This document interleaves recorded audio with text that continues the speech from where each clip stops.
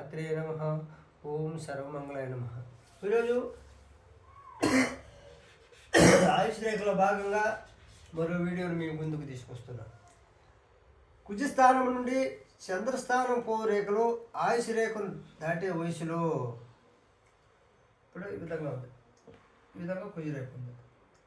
ఈ విధంగా కుజస్థానం నుండి రేఖలు ఆయుష్ రేఖను దాటి ఈ దాటే వయసులో ఈ కుజరేఖ నుండి ఆయుష్ రేఖను దాటుకుని చంద్రస్థానంకి వచ్చి ఈ దాటే వయసులో వారికి గొడవల ద్వారా కానీ గొడవలు కొట్లాట్ల ద్వారా కానీ పైనుండి పడుట కానీ దెబ్బలు తగిలి ప్రాణాపాయం కూడా కారణమగును. ప్రాణాపాయం కూడా ఏర్పడే అవకాశం ఉంది. ప్రాణానికి కూడా అంటే కుజరేఖ నుండి రేఖలు బయలుదేరి ఈ విధంగా ఆయుష్ రేఖ దాటే ఈ వయసులో ఈ ఆయుష్ రేఖను ఇక్కడ వయసు నిర్ధారణ చేసుకోవాలి. ఈ వయసులో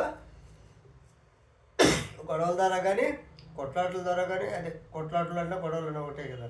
పైనుండి ఎత్తు నుండి కింద పడడం వల్ల కానీ దెబ్బలు తగిలి ప్రాణానికి కూడా ప్రమాదం ఏర్పడే అవకాశం ఉంటుంది.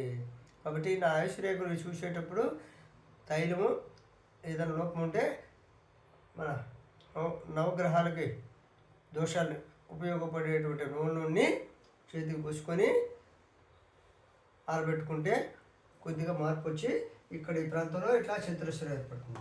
ఈ చతురస్రం ఏర్పడితే మనకు రక్షణ కలుగుతుంది, ప్రమాదాల నుండి బయటపడతారు.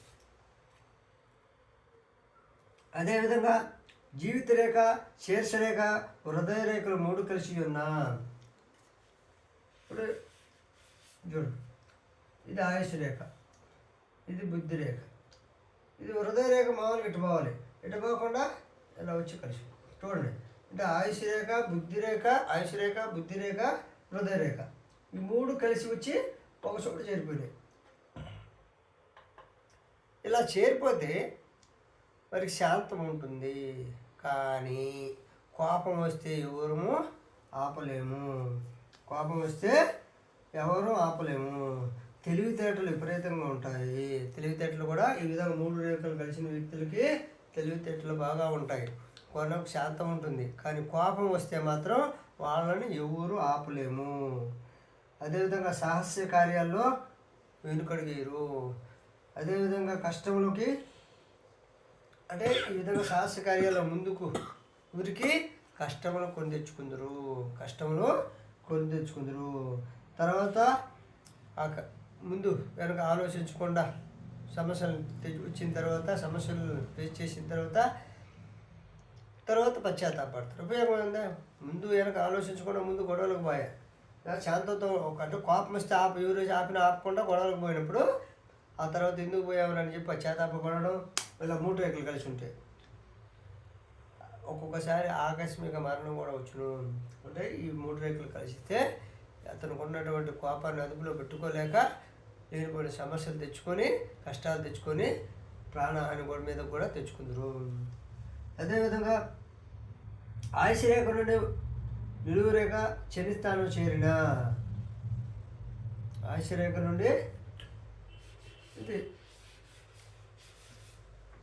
విధంగా ఆయుష్ రేఖ, ఈ ఆయుష్ రేఖ నుండి ఈ మధ్య వెలిచది ఒక రేఖ శనిస్థానం పోద్ది. ఆయుష్ రేఖ నుండి శనిస్థానం ఒక రేఖ పోతే అంటే ఎటువంటి అడ్డంకులు లేకుండా అలాంటి వారు పెద్ద కర్మాగారంలో ఉద్యోగం లాభం పొందుదురు. పెద్ద కర్మాగారంలో ఉద్యోగ లాభం పొందుదును. ఇరువు సంబంధ వ్యాపారము స్వతంత్రంగా చేసి అదే అంటే సొంత పరిజ్ఞానంతో అభివృద్ధి కీర్తిని పొందురు. అంటే సొంత పరిజ్ఞానంతో ఇనుపు రంగ ఖనిజ వ్యాపారం చేసి మంచి అభివృద్ధిని పొంది ఆర్థిక లాభాన్ని పొంది తద్వారా కీర్తిని పొందుతురు.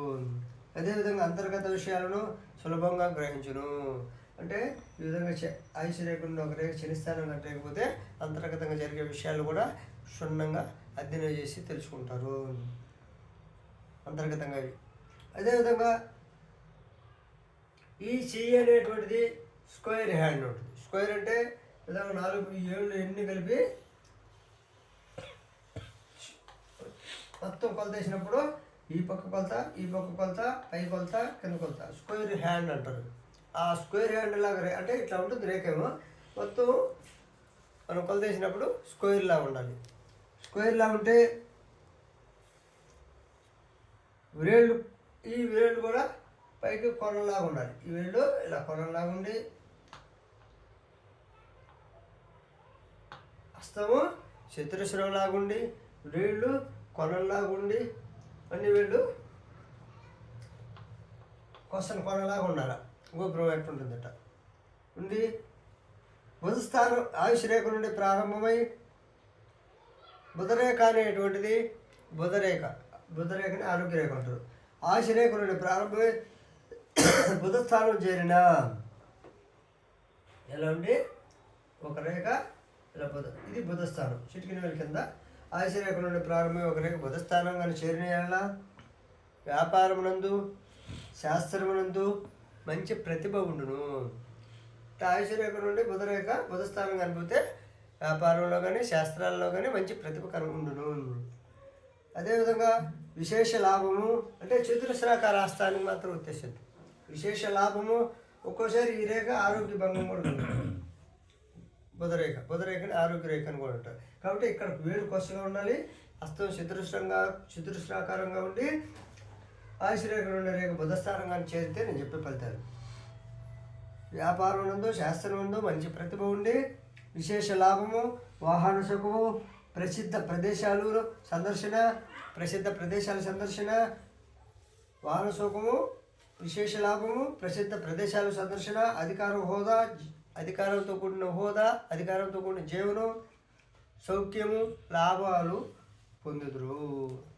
విధంగా చతురస్రాకార హస్తము, 7 కొండేలు ఉండి ఒక రేఖ బుధస్థానం కానీ చేస్తే అన్నింటిలో ఆసక్తి, వ్యాపారంలో, కళల్లో, శాస్త్రంలో మంచి ఆసక్తి ఉండి మంచి విశేష లాభము, వాహన సుఖము, ప్రసిద్ధ ప్రదేశాల సందర్శన, అధికార హోదా, జీవన సౌఖ్యం, లాభాలు పొందుతురు. అదేవిధంగా హస్తముల్లో రజో హస్తము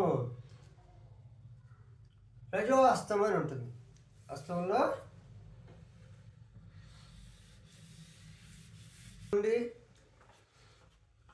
ఇందాక ఏం చెప్పాను, చతురస్రాకారతో చెప్పాను. ఇప్పుడు రజో హస్తం అంటే వేళ్ళు కొనలు విస్తరించి, అంటే కొనలు ఇట్లా ఉంటాయండి.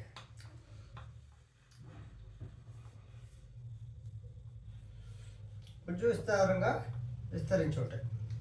వేళ్ళు కొనలు విస్తరించి ఉండి,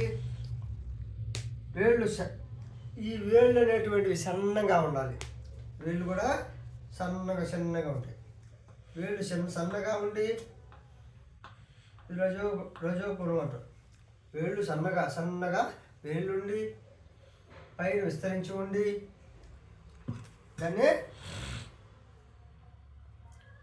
రజో హస్తము లేక స్పాచ్యులేట్ హ్యాండ్ అంటారు. రజో హస్తము లేక స్పాచ్యులేట్ హస్తం అంటారు.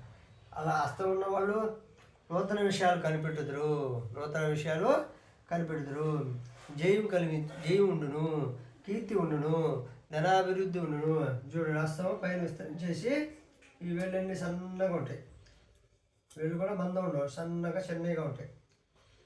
సన్నగా ఉంటే అలాంటి వారికి మంచి జయం ఉంటుంది, మంచి కీర్తి ఉంటుంది, మంచి ధనాభివృద్ధి ఉంటుంది, మంచి వాహన సౌకర్యం ఉంటుంది, అదేవిధంగా సభా గౌరవం ఉంటుంది, కార్యంలో పట్టుదల ఉంటుంది. దీన్ని రజో హస్తం అంటారు.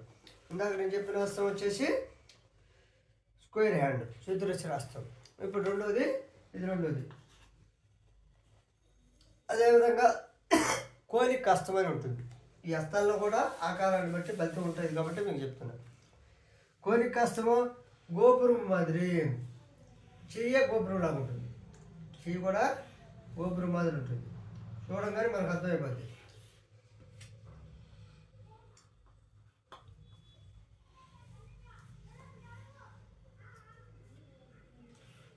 గోపురం మాదిరి చెయ్యి ఉంటుంది, హస్తం ఉంటుంది. దాన్ని కోరిక హస్తము అంటారు. కోరిక హస్తము. ఈ కోరిక హస్తమా కలిగిన వారికి ఈ కోరిక హస్త ఆకారం కలిగిన ఉన్న వారికి ఈ ఆయుష్ రేఖ ఉండి ఒక బుధరేఖ ఆయుష్ రేఖ నుండి బయలుదేరి బుధస్థానం చేరిన ఈ ఆయుష్ రేఖ నుండి ఒక రేఖ చేరి బుధస్థానం చేరింది. చూడండి ఆయుష్ రేఖ ఇది కోరిక కష్టం వాళ్ళకి. బుధస్థానం కానీ చేరితే అలాంటి వరకు జోదము ఆశయ నటనలో ఆకస్మిక దళము. జోదాల్లో అంటే కోరిక కష్టం అంటే గోపురంలాగా ఉంటుంది చెయ్యి చూడంగానే పొడుగ్గా చెయ్యి. కాబట్టి జోదంలో ఆశయ కళల్లో ఆకస్మిక ధనలాభం కలుగును. కోరిక కష్టం వాళ్ళకి ఆకస్మిక ధనలాభం కలగాలంటే ఆయుష్ రేఖ నుండి బుధస్థానం ఒక రేఖ పోయి కోరిక లాగుంటే వారికి ఆకస్మిక ధనలాభం కలుగును.